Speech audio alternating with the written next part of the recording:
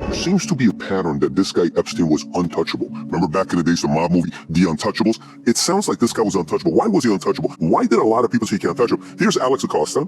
He was a U.S. attorney who proved the deal, reportedly told Epstein's transition team, I was told Epstein belonged to intelligence and leave it alone. Don't bother this topic. This is a July 2019 article from the Daily Beast. Then you have Cindy McCain, John McCain's wife. January 2020, she said at a conference, Epstein was hiding in plain sight. We all knew about him. We all knew what he was doing, but we had no legal aspect that would go after him. They were afraid of him for whatever reason. They were afraid of him. That's her.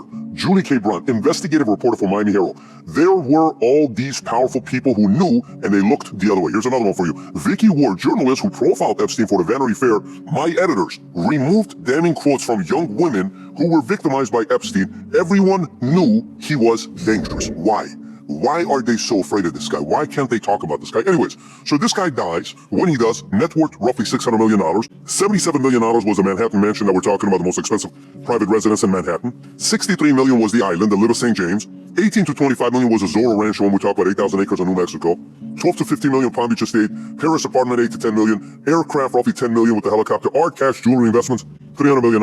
This guy was 577. How the hell did you make that kind of money? What did he do? So if you go look at his background and his past, this guy was born in Brooklyn in 53 to working class Jewish parents. Father worked at New York City Parks. Epstein attended Lafayette High School, skipped 2 grades, and then attended Cooper Union and then NYU, but never graduated from NYU. At 14, he attended the elite Interlochen Center for the Arts on a Music Scholarship. Epstein later on used this affiliation to recruit girls into his trafficking ring, allegedly, that you read about, and even built his own lodge there. Then in 1974, he began teaching math and physics at Dalton, an elite Manhattan prep school. He was hired by Donald Barr, who was Bill Barr's father. By the way, Bill Barr's father wrote something very interesting. He wrote a book called Space Relations, a scientific fiction novel in 1973, set in a future where humans have formed an intergalactic empire ruled by aristocrats, where they ruled over and engaged in coercive acts with enslaved individuals, including teenagers, in a breeding clinic. Little weird. What book did your dad write? My dad wrote this book about, you know what I'm saying?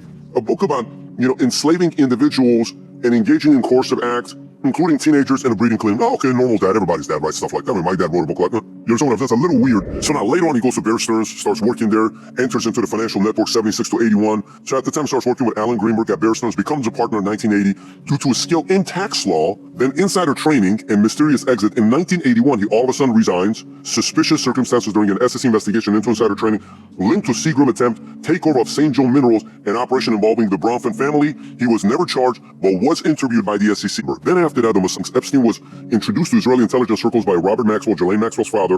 According to ex-Mossad operative Ari Ben Manasseh, he was approved by higher-ups in Israeli military intelligence and began participating in Israeli arms deals. Epstein partnered with Hoffenberg in a massive Ponzi scheme via Tower Financial. Though Hoffenberg went to prison, Epstein escaped prosecution. Hoffenberg later claimed that Epstein was the mastermind and the key figure in laundering those stolen funds. Nothing happened to him. Fast forward. Now he gets linked up with the scheme Wexner. Remember how earlier I talked to you about how did he end up getting the most expensive private residence in Manhattan? You're about to find out how this is. So he goes and starts working with Wexner. He becomes his protege.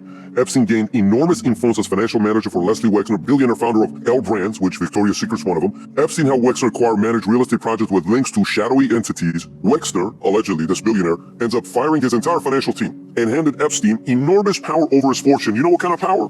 Power of attorney? What? To who? To Epstein? Yeah. So power of attorney means he can make decision on this billionaire's behalf? Yes. Why? I don't know.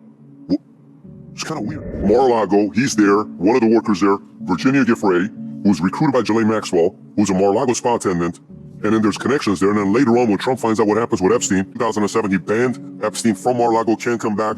So that's that relationship that's taking place. So then we have Bill Clinton, and when it comes down to Bill Clinton on flight logs, he flew with Epstein 26 times. 17 times Epstein visited the White House. Multiple times he went with Epstein to his private residence and to his island.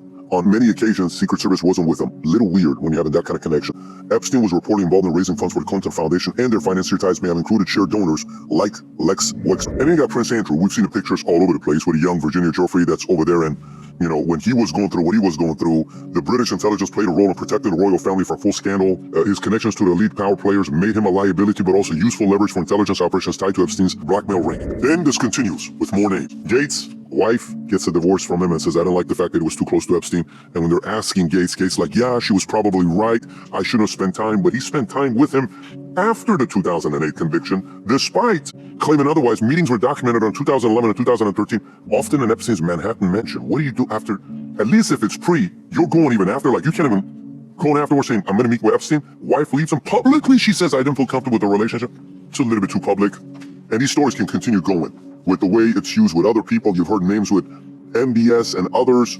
You know, there's been pictures with Musk and Ghislaine. But again, Musk could be simply at a party that's hanging out with other billionaires that Musk himself called the idea absurd and radioactive, stating Epstein never advised me on anything, because Epstein apparently, described himself as an advisor during an intense period that they're negotiating certain things Elon didn't like. Co-founder of Palo Alto Global, later became a top executive at BlackRock after 2006 and 2019. Senator Ron Wyden released a letter detailing Black's financial relationship. Leon Black paid Epstein $158 million between 2012 and 2017, and paid an additional $20 million explicitly for a trust transaction that saved him $600 million in future tax liabilities. Maybe it's right.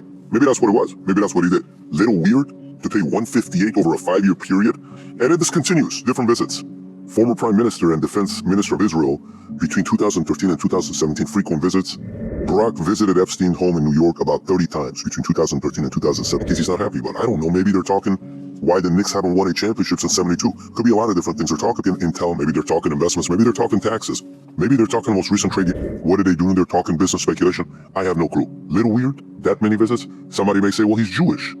So once you become wealthy, you're eventually going to be tied to whatever national. Yes, that does kind of make sense. At this level, who knows? Maybe it is. It's a little weird. It's a little suspect. Here's a small little assessment that he made. His assertions. You ready? Number one, intelligence officer Ari Ben Menashe has made several striking claims about Epstein's role as intelligence asset, primarily for Israel's Mossad. According to Epstein and Maxwell were part of Mossad-run operations. He told investigative journalist Zev Shalev that he was introduced to Epstein and Ghislaine Maxwell in the mid-'80s by Robert Maxwell, a figure that had deep ties with Israeli intelligence. Timing, that's in the mid-'80s. Then this continues with more names. Then honey trap operations from Compromise Collection. He described Epstein's sex trafficking enterprise as deliberate honey trap operation offering sexual encounters and underage girls to powerful individuals as a means to gather compromising material, allegedly using to blackmail them on behalf of Mossad. And in part of Maxwell's circle and Iran-Contra connections, Ben also claimed that network included Maxwell, Daily Mirror editor Nick Davies, and himself, including that Epstein and Maxwell were integrated into continuing Mossad-linked operations stemming from Iran-Contra arms and espionage dealings. This guy's an intelligence officer. I just recently had a guy, John Chirap, on the podcast. He was the first CIA officer to come out and speak against the president for waterboarding, went to jail for 23 months. This CIA officer, whistleblower. So, do you trust him? It's up to you. This is coming from a guy that's on the inside, like giving stuff like this. Now, the pushback to now. Naftali Bennett, former Israeli prime minister, has categorically denied these claims. He stated with 100% certainty that Epstein never worked for Mossad and that the speculation to the contrary was categorically and totally false. Do you believe him? Maybe. I had the former Mossad director of Mossad interview I did 5 years ago, but he was a Mossad director of Mossad from the 80s. I couldn't get nothing out of him when I spoke to him. It was very interesting how he interviewed. You're either going to sit here and say, you know what, I believe it, or I don't. Great. It's your